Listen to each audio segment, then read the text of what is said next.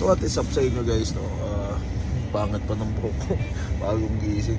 Pero we're on way to bottle dito sa Canada. Lahat ng recycles, like yung mga bottles, cans, yan, pwede mong i-benta. So dito sa amin, ang ginagawa dito, because we have church nga, namin kinokollect namin lahat ng bottles so that may extra budget ang church. So yun,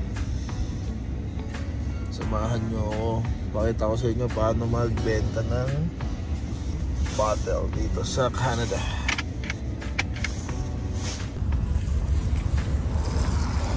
So yun guys, dito kami sa may bottle depot. Ito yung ito karami yung nakolekta namin for like 2 months ata, isang buong truck.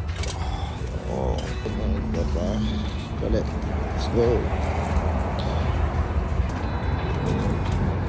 Karami.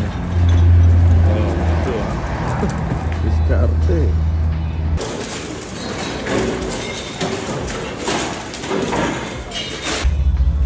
Yan guys, dito sa may bottle depot, Chaco Bottle Depot, kung saan kami nagpapalit ng cans tsaka bottles. Malapit to sa may Rieles ng train station ba na dito. Nagtatransport sila ng goods papunta sa different sides of Canada.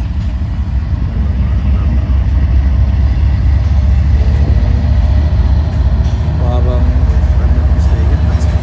cool.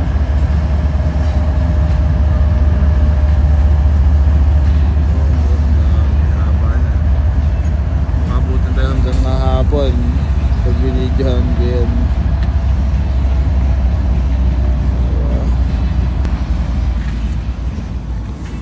Astig, diba?